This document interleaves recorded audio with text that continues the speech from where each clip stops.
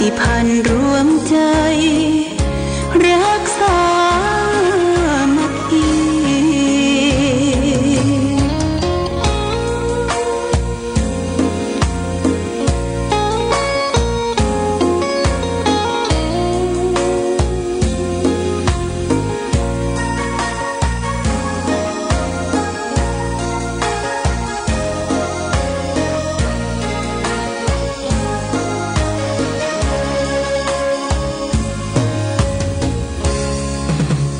เป็นวัดร้างโบราณสืบสาน2524พระมหาราชครูเกษราปัญญาปรมาติกาจารย์จากวัดดับไผ่เชียงใหม่สืบสานเวลาผ่าน131 ปีนานไกลวัดพระบาทอุดมรุ่งเรืองงามตา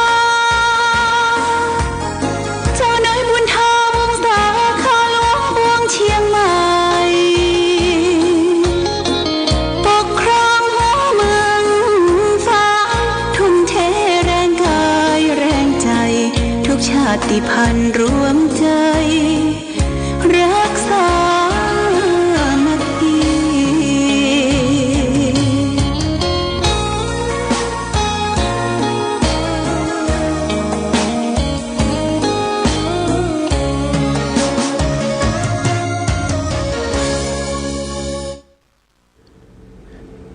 เจริญสุข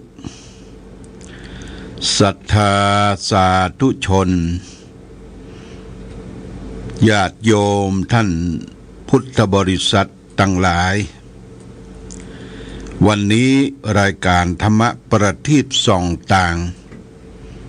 ก็ได้มาพบปะกับพ่อแม่พี่น้องศรัทธาสาธุชนญาติโยมแห่งครั้งหนึ่งวันนี้เป็นวันศุกร์ที่14เดือนมีนาคมพุทธศักราช2568 March 2025ตรงกับเดือน4ใต้เดือน6เหนือแรม1ค่ำวันนี้เป็นวันศุกร์เป็นวันสุดท้ายของสัปดาห์รายการธรรมประทีปส่องต่างก็ออกรายการทั้งภาคเจ้าและภาคค่ำก็ตั้งแต่ 20 นาฬิกาไปถึง 21 นาฬิกา 35 นาทีเปิ้นก็จะปิดสถานี9 โมงครึ่งเมื่อคืนเนี่ยนะเพราะฉะนั้นญาติโยมติดตามรายการฟังทั้งสองภาคเช้าและก็ภาคค่ำวันนี้แรม1ค่ำตะวันนี้เป็นเดือน6เพ็งทางเหนือเดือน4ใต้เดือน6เพ็งทางเหนือตะวันก็มีงานประเพณีหลายที่ใกล้ที่สุดนี่ก็คือวัดเทพอำนวยป่าบงเวียงอันนี้ก็มีประเพณีส่งน้ำพระธาตุส่งน้ำกูหลวงพ่อพระครูเทพบุตริคุณแล้วก็มีได้นิมนต์พระสงฆ์มาเจริญพุทธมนต์ได้ฟังเทศน์อุทิศในภาคเช้าตอนเช้า7 โมงครึ่งเพิ่งก็มีการอุปสมบทเนร1 รูปเรียบร้อยไปแล้วก็ตะวันนี้ก็เช่นเดียวกันที่วัดถ้ำตับเตานั้นก็คือคืนวันที่13คืนวันที่12นะอาตมาก็ได้ไปร่วมนั่งแผ่เมตตาในการสวดมนต์ตันแต่รู้สึกว่ามันไปมืดไปค่ำก็สภาพท้องถิ่นของวัดถ้ำตับเตาตำบลสีดงเย็นอำเภอชัยประการก็ยังร่มรื่นนะญาติโยมที่ร่มรื่นก็ได้สอบถามไอ้เมฆอยู่ปุ้นหนองเบี้ยเป็นคนจังส่งไม้สร้างไม้ ปวนต่างๆบอกว่าน้ำไหลดีอยู่หลวงพ่อเนาะน้ำที่ออกหูจะเป็นหูไม้ตะเคียนเป็นหูใหญ่หูอย่างที่มาจากถ้ำงามก็ยังไหลมาละมาที่ข้างวัดถ้ำตับเต่าแล้วก็อ่างเก็บน้ำหน้าวัดถ้ำตับเต่าก็มีร้านค้าร้านขายไปออกการออกงานเพราะว่าเปิ้นมีการทำบุญฉลองเจดีย์หรือพระธาตุที่วัดถ้ำตับเต่าตะวันนี้ก็เสร็จไปเป็นที่เรียบร้อยตอนเย็นตะวันนี้ประมาณทุ่มหนึ่งก็มีงานอบรมสมโภชเจดีย์หรือพระธาตุเช่นเดียวกันณที่วัดคูหาวาลีเกษมสันปัญญางท่านพระครูเกษมศิลสัมบัน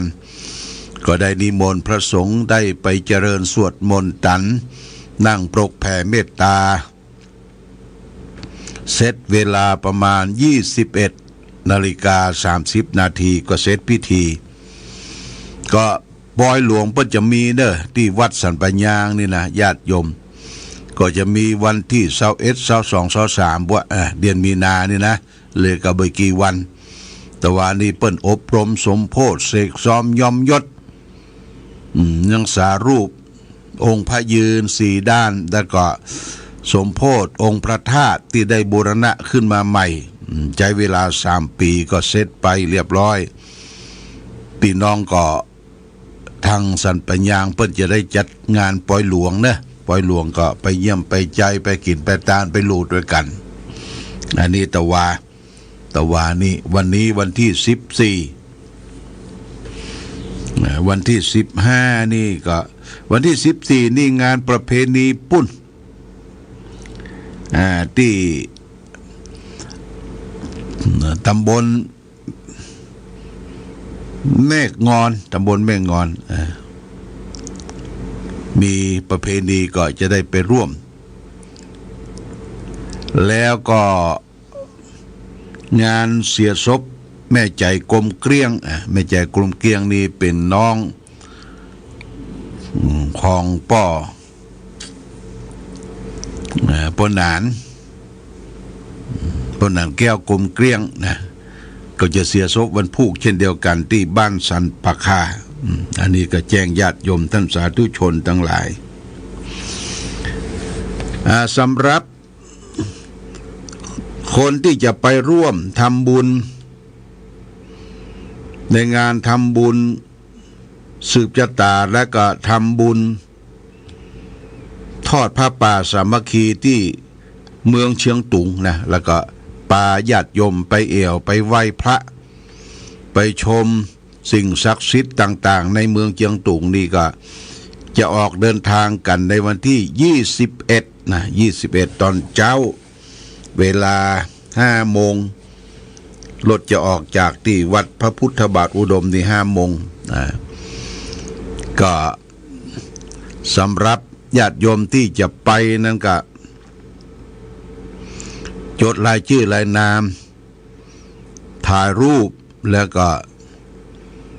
บัตรประชาชนเพื่อจะได้ทำบัตรผ่านแดนแล้วก็ปัจจัยสำหรับคนบ้านนั่นก็ตึงค่ารถค่าโรงแรมค่ากินข้าวว่าท่านละ 4,000 บาท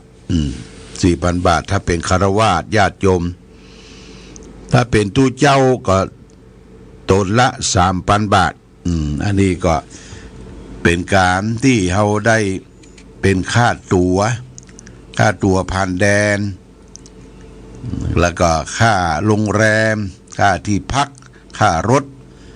จากแม่สายไปเนอะญาติโยมจากแม่สายไปแต่รถที่เราจะไปจุมกันที่อำเภอแม่สายเนี่ยต่างคนต่างไปบางที่ก็จะเหมารถตู้กันไปเฉลี่ยกันออกไปถึงแม่สายนี่ก็ประมาณ8 โมงเช้าทำเรื่องทำราวผ่านแดนก็ประมาณพวกสัก9 โมงครึ่งจะได้ออกจากท่าขี้เหล็กเดินทางไปเมืองเชียงตุงใจเวลาเดินทางประมาณสัก 5 ชั่วโมงก็ไปถึงปุ้นกับบ่าย3บ่าย4 โมงนะอันนี้ก็ญาติโยมท่านสาธุชนก็ต้องขอบคุณเด้อที่ญาติโยมบ่ได้ไปหรือเคยไปมาแล้วก็ฝากสตุ้งสตางค์มาให้มาหอมมุทิตากับหลวงพ่อที่จะได้ไปทำบุญทอดผ้าป่าสามัคคีในการทำบุญครบรอบวันเกิดวันที่22 มีนานี่ครบ73 ปีนะก็มีรายชื่อของครูบาอาจารย์พระเจ้าประสงค์มีหลวงพ่อท่านพระครูวิธานธรรมโสพลเจ้าคณะอำเภอแม่อาย 1,000 บาทหลวงพ่อพระครูอดุลธรรมโสภิตที่ปรึกษาเจ้าคณะอำเภอฝาง 1,000 บาทหลวงพ่อพระราชกิติสุนทรที่ปรึกษาเจ้าคณะภาค7 1,000 บาทพระครูขันติสราภิลักษ์เจ้าคณะตำบลเวียงเขต 1วัดสระนิคมหนองตุ้ม 1,500 บาทพระบดิกาถาวรชัยวรชโยอันนี้เจ้าวาดวัดม่อนปิน500 บาทพระครูโกศลชัยวัดชัยรามแม่ใจ500 บาทโมทนาสาธุแล้วก็ติดตามมาด้วยคุณวัฒนาพรเจ๊แดงกับป้านานทุนวงเปงได้ร่วมทำบุญไปเชียงตุงแห่ม 3,000 บาทบ่อบุญธรรมสังคำฟันพร้อมด้วยคณะครอบครัวบ้านปงหนองเวียงป่าเป้า 1,000 บาทคุณครูที่ลินรัตนดาวทิตะชัยบูรณ์ร่วมทำบุญปิด710 บาทร่วมพระป่าปมอินทรแม่จงดีเชื้อกันทา 1,500 บาทแม่มีพินชัยโยภาสบ้านปังปอย 1,000 บาทคณะศรัทธาบ้านหัวฝายโดยการนำของแม่คำเกื้อกรุณวงศ์ได้ไปปะกันที่วัดเทพอำนวยก็ให้หอมได้ 1,420 บาทโมทนาสาธุแม่มอมตันวงบ้านเหล่าปะกอยประสางละปูนได้ร่วมทำบุญ 1,000 บาทแล้วก็มีคณะชมรมผู้ปฏิบัติธรรมชมรมผู้ปฏิบัติธรรมประจำวันเสาร์ได้ร่วมบริจาคผ่านแม่จงดีเชื้อคันธาก็รวบรวมแล้วได้ 7,000 บาทนะ 7,000 บาทก็ต้องขอบคุณอนุโมทนากับทุกท่านมาณโอกาสนี้ก็จะได้ไปทำบุญพระป่านี่3 ที่นะวัดแรกก็จะเป็นวัดหนองนวลวัดนั้นจะได้ประกอบพิธีสืบชะตาเสร็จก็จะได้ไปทำบุญทอดผ้าป่าณที่วัดเชียงยืนวัดสนเบ็ดอาจยาธรรมและค่ำมาก็จะได้ไปทอดผ้าป่ามุทิตาในงานฉลองสวาธิวัดพระสิงห์กลางเมืองเชียงตุงแล้วก็พาท่านรับประทานอาหารเย็นแล้วก็ชมทิวทัศน์ต่างๆวันเสาร์นั่นก็ปาไปเอวที่สำคัญในเมืองเชียงตุงไปนอน2 คืนนะญาติโยมนอน2 คืนแล้วก็กลับไปวันที่21กับวันที่23นะแจ้งญาติโยมท่านสาธุชนทั้งหลายรับทราบมาณโอกาสนี้ก็ขออนุโมทนากับทุกท่านที่ร่วมด้วยช่วยกันได้ส่งปัจจัยมาให้มาหอมหรือหอมด้วยตนเองก็จะได้ปากันไปทำบุญเป็นจะต้องไปทำบุญเชียงตุงเพราะว่าหลวงพ่อได้เคยไปร่วมการสร้างวัดได้ไปช่วยกันสร้างวัดบูรณะปฏิสังขรณ์ที่วัดหนองนวลญาติโยมที่วัดหนองนวลได้ไปบูรณะปฏิสังขรณ์วิหารเจดีย์เสร็จสัเรียบร้อยแล้วเพิ่งก็จะแปลงลงครัวบอกให้ดีนะแล้วก็เปิ้นยกยอคือเป็นครูบา ชื่อว่าครูบายี่แก้วครูบายี่แก้วตอนที่ยกยอเป็นครูบาเพิ่นก็เฉลิมฉลองกันแห่แหนแต่นแต่ทำบุญเป็นอลึกอึกหนาศรัทธาญาติโยมก็คงจะไปร่วมกันละเมื่อปี57ปี57บัดนี้ปี68หลายปีละนะก็ต้องมีใจศรัทธาที่จะได้ร่วมไปบูรณะปฏิสังขรณ์ที่เมืองเชียงตุงซึ่งเป็นเมืองปี้เมืองน้องก่อนเมืองเชียงใหม่เขานี่ปกครองถึงเมืองเชียงตุงวะญาติโยมนะปกครองถึงเมืองเชียงตุงการไปมาหาสู่ก็บ่ได้ขาดสายญาติโยมถามว่าอันบ้านเปิ้นเมืองเปิ้นเป็นปกติก็เปิ้นตัดไฟก็ตั้งเพบ่เป็นอย่างเด้อตั้งแม่สายทั้งเชียงตุงเนี่ยเป็นปกติปกติบ่มีการร้อนแรงรบราฆ่าฟันกันแต่ประการใดอันนี้ก็แจ้งญาติโยมท่านสาธุชนทั้งหลายได้รับทราบบาณโอกาสก็พากันไปแสวงบุญไปบ้านเปิ้นนี่เปิ้นมันบ่ค่อยเจริญเตี้ยเด้อบ่ค่อยเจริญก็ย้อนยุคไปประมาณ30ปีบ้านเฮาแต่ก่อนนะบางที่บางกาดบางที่ก็แบขายตามถนนหนทางเปิ้นขายมักขายผักขายไม้ขายจิ้นขายปลาและข้อที่น่าสำคัญเฮาก็จะได้ไปเอวกาดหลวงเชียงตุงนะปดโตอันนี้หลวงแต่เนอะอยู่กลางเมืองอยู่ใกล้กับหนองตุงนั่นนี่เขาก็จะได้ไปร่วมบุญร่วมกุศลด้วยกันต้องขอบคุณอนุโมทนากับญาติโยมท่านสาธุชนทั้งหลายที่ได้มีจิตเมตตาร่วมกันได้ทำบุญสุนทานในครั้งนี้โดยวันนี้ก่อนจะอำลาพาจากกันไปก็จะฝากหลักธรรมธรรมะสอนใจวันนี้เอาเรื่องธรรมะทางสุขใจเอาเรื่องคนตาบอดนะคนตาบอดนี่ต้องทนทุกข์ทรมานอยู่ในจินตนาการของตนเองอาศัยหูอาศัยการสัมผัสเดินทางต้องช่วยตัวเองต้องมีไม้เท้านำทางคนตาบอดนี่เปิ้นเขียนไว้ว่าจะได้ธรรมชาติได้สร้างคนเฮาให้เกิดมาได้ยืนอยู่ด้วยแข้งขาของตัวเองและทำมาหากินด้วยลำแข้งด้วยเรี่ยวแรงด้วยสติปัญญาของตนในโลกนี้มีสิ่งที่เป็นปัจจัยบำรุงเลี้ยงชีวิตอยู่เป็นอันมากถ้าไผมีความบากบั่นบ่ยอดท้อถอยก็บ่อับจนต่อการเลี้ยงปากเลี้ยงท้องของตนเองและครอบครัวแต่คนบางคนเนี่ยทำผิดหลักธรรมชาติมีมือมีเท้าก็เรียกว่าทุกบ่ยกขึ้นเท้าบ่เดินบ่ทำขยันขันแข็งทำการทำงานแต่ประการใดเรี่ยวแรงก็มีอยู่ก็เอาไปนอนบิดขี้เกียจเหียสติปัญญาก็มีการทอดทิ้งเพื่อเป็นมันไปเสียเปล่าหรือบางทีก็เอาเวลาแห่งการทำงานไปสร้างความสำราญเดิงอยู่กับสุรานารีภาชีกีฬาบัตร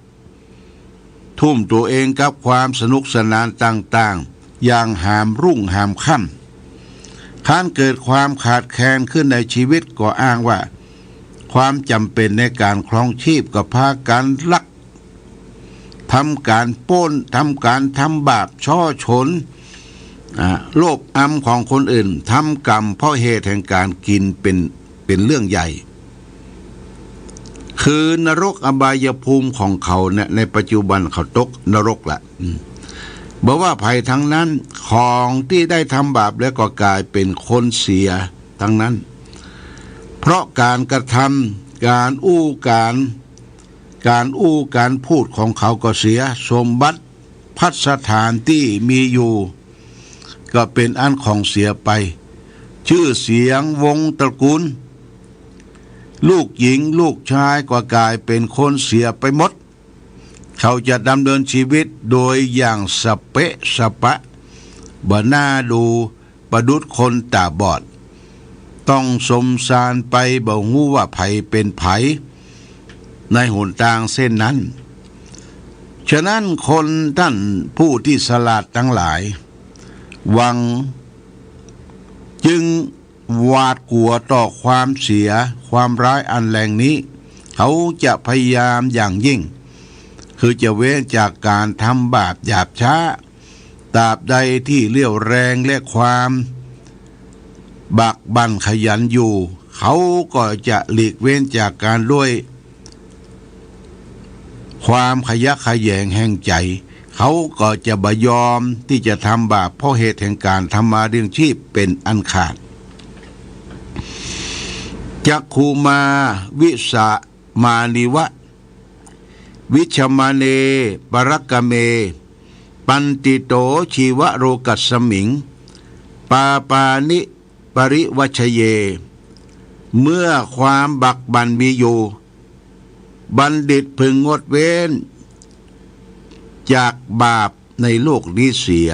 เหมือนคนตาดีเว้นหนทางอันเป็น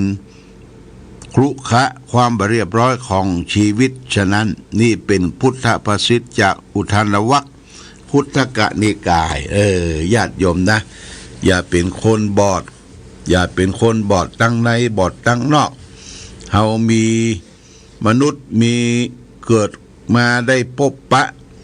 กับพระพุทธศาสนาพบปะกับหลักธรรมคำสอนของพระสัมมาสัมพุทธเจ้ามีวัดมีวามีที่ไหวที่สามีหนทางเตียวญาติโยมขอให้สร้างมาตรฐานชีวิตว่าเกิดมาทั้งนี้ทำดีคือได้ทำดีคือได้จะตายทั้งทีฝากดีไว้ก็ทำดีให้ลูกให้หลานทำความชื่นบานไว้กับประเทศชาติบ้านเมืองกับศาสนาของเฮานี่เป็นสิ่งสำคัญเฮาก็จะเป็นคนตาแจ้งถึงสองแจ้งตั้งในแจ้งตั้งนอกตั้งในก็สุขใสตั้งนอกก็ตะติ้งหนงตาแจ้งตาใสตึงในตึงนอกไม่ใช่ว่าแจ้งก็ตาเนื้อตั้งในขุนข้องมองมัวเนี่ยมันผสมประกอบมันแบบสมบูรณ์มันแบบเพอร์เฟกต์ญาติโยมนะคือมันเพอร์เฟกต์ตึงในตึงนอกก็ฝากไว้ว่าอย่าทำเป็นคนตาบอดมันเสียลักษณะหลายอย่างหลายประการนี่ฝากไว้เป็นข้อคิดแก่ญาติโยมท่านสาธุชนทั้งหลายมาณโอกาสนี้เอาละวันนี้รายการธรรมะประทีปส่องตางได้มาพบญาติโยมท่านสาธุชนทั้งหลายก็พอสมควรแก่กาลเวลาขอความผาสุขความมีธรรมจงบังเกิดมีแก่ศรัทธาสาธุชนญาติโยมทุกท่านรายการธรรมะประทีปส่องตางก็ต้องขอลาก่อนขอผู้ฟังจงตั้งมั่นจิตหันษาด้วยธรรมะขององค์พระพุทธาได้นำพาให้เกิดความสุขสงบเย็นขอเจริญพร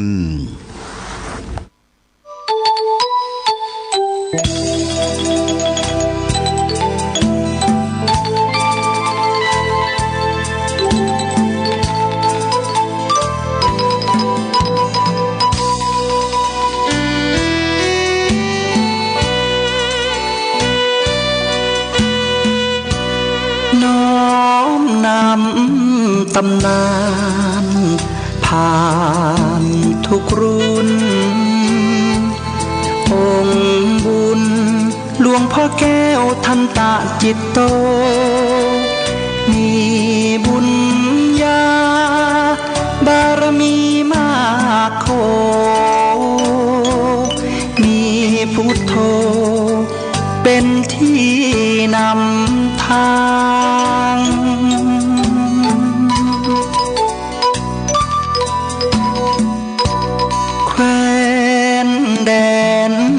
กำเนิดเกิดมาบ้านสันป่าคาอำเภอแม่อายตำบลแม่สาวของเมืองเชียง งใหม่แก่ใน